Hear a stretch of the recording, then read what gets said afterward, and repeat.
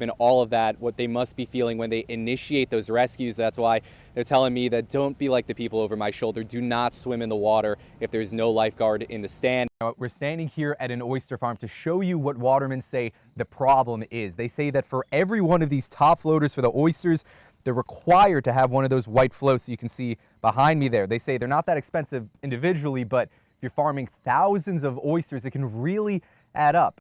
Now, the amount of money that rate hike would generate, and even what the percentage of that rate hike is still part of an active negotiation between the city right now. But you can see up to 30-mile-per-hour winds and only getting stronger. Those winds and the high tide blowing away my hat, but also blowing the water up out of the bayside and into these side streets. It is hard to believe that what you're looking at here on the ground is what actually remains of the third floor of a rental property. That entire floor and the attic and everything in it thrown across. Some houses spared, but for others, this is what their fate is looking like today. And well, now what's interesting is Cork Street is within the event zone, so they will be closing until 11, but they have another business, of course, Crawl Street, that is out of the event area. So, and in fact, it's going to be about a 3-minute walk between them, except barriers are actually going up between the two. So they are trying to remind people on the boardwalk they do have another business that does stay open later. This is one of those frequently flooding areas identified by that FEMA report. It's Main Street and the intersection of 7th Street and Broadway. Now, this is one of the first areas that floods from storms, and even just typical rain can flood this area, and with it, it cuts off a major thoroughfare in and out of Crisfield. A shakeup in Democratic leadership as House Speaker Schwarzkopf will be stepping down from his role as House Speaker, and from what we're hearing at the hall today, it could be Valerie Longhurst stepping up to replace him. Here in the waters of Rehoboth Bay, there's a potential for 35 million oysters to be farmed here every single year. But the problem for all of this water, there's just 8 people that are working in the oyster farms. Watermen tell me they need more people to get in, and those high startup costs are hurting them. In this Rehoboth Bay system, we've got 89 acres that farmers could be working. And today, Jesse, how many acres we got working? I'd say you're talking 10 acres at most. Meet oyster farmers Jesse Atkinson and Mark Casey, two of the few oyster farmers that work daily in the Rehoboth Bay, raising oysters from the size of a pebble to the size you might find when dining out. The restaurants want more oysters. They want more local oysters, more local product. The number of farmers we got now, 7 or 8 farmers now, can't supply all the restaurants. And they say they won't anytime soon, unless a dent can be made in the startup costs that run upwards of $40,000 just to get equipment. Now, we're standing here at an oyster farm to show you what watermen say the problem is. They say that for every one of these top floaters for the oysters, they're required to have one of those white floats you can see behind me there. They say they're not that expensive individually, but if you're farming thousands of oysters, it can really add up, and they say they don't need them. Every time Jesse has to put a cage out, he has to hook up a line like this with a float on it. This float gets tangled up and stuff, it fouls the gear. It's just extra work and cost for the farmer. It slows us down, and it really doesn't improve any boating safety. DNREC mandates the floats to alert boaters to the oyster farm, but farmers say they already have plastic poles and signage, making the floats a costly and ineffective extra, especially with just how many oysters farmers must plant each year. 100,000 per year after your 3rd year. You have to plant 100,000 oysters every year, and that takes a lot of equipment, that takes a lot of cages, it takes a lot of cost, and it creates a lot of work. Atkinson says for a one-man operation, it can be overwhelming to keep up with. Once the temperature gets right, the food's right in the water, those oysters just start growing and growing, and you gotta chase. You're always chasing that bag. Both hope DNREC will agree to set a lower minimum and get more farmers out in the bay. If we can get that oyster planting down 50, 20, 10,000, something smaller, somebody's got a chance to get in here. But it's not just about business. They say more oyster farms means clear water, and with it, more positive aquaculture impacts. When I first came out here, there was hardly anything that, a clam here or there that I see now. You can hear the fish busting the water back there because of all the grass shrimp that are in these. It's like a big reef. The turtles, the starfish, the stripers, everything that's coming around. I think that's the biggest loss, because it's incredible if you come out here and you just watch, because we're feeding them. I mean, it's like a smorgasbord for them. They say if regulations don't change, that fragile recovery and burgeoning local industry could be shattered. In Rehoboth Bay, Rob Flaks, 47 ABC, WMDT.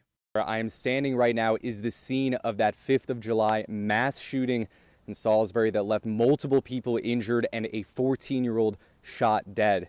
Now, despite that, there is yet to be a single person charged with homicide in that case. Now, Wycomico County State's Attorney Jamie Dykes tells us that's because many of those suspects are juveniles, and that's leaving law enforcement on the outside looking in, unable to ask crucial questions about the case. She says that needs to change. Wycomico has suffered in the last 3 or 4 months some incredible tragedy as it relates to juveniles.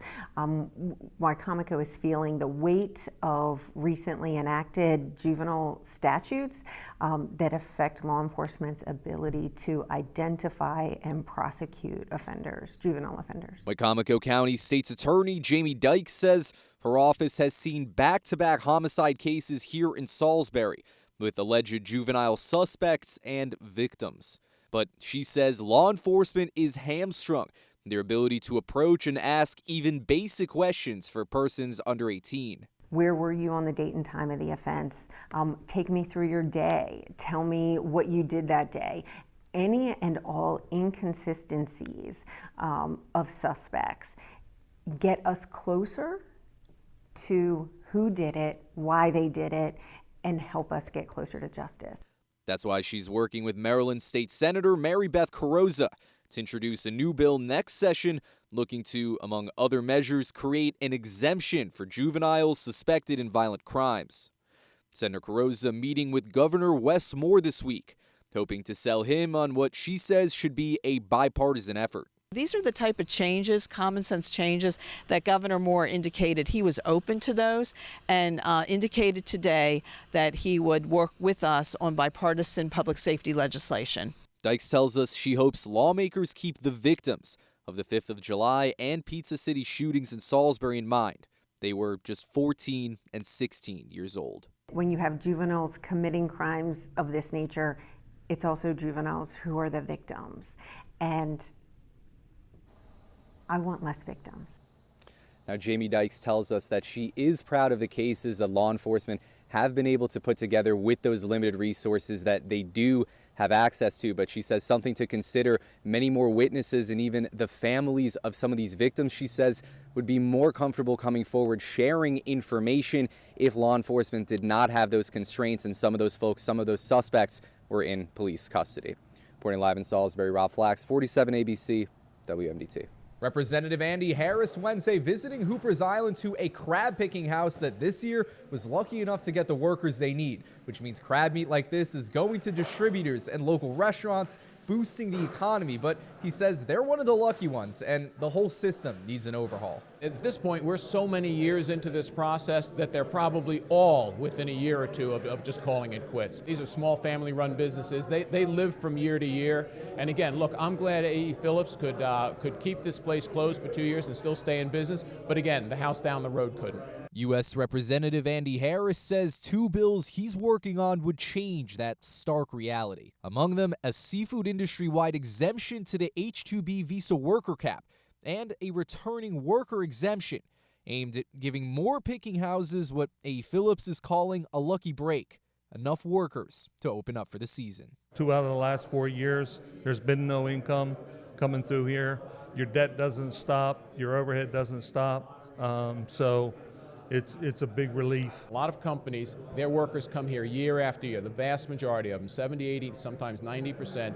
So they could count on those workers from 1 year to the next, and that means we wouldn't have for sale signs up on the packing houses. Representative Harris says it's a way of sidestepping the nationwide visa cap for the industry and disarming what picking houses are calling a game of Russian roulette they play every year to see if they can stay open. What other business do you operate where you don't know whether you're going to have employees from year to year. This is not a large number of workers, but a lot of American workers depend upon these industries. And again, we could go through all the examples, but we need temporary foreign workers in the United States. Right now, the cap quota is 66,000. That's clearly inadequate. We need probably at least twice that many, maybe 3 times that many. Now, Representative Harris says he wants to make sure the workers you can see behind me would be exempt from that 60,000 national cap. He says the 2 bills working through the U.S. Senate could make that permanent solution a reality. In Hoopers Island, Flaks, 47 ABC, WMDT.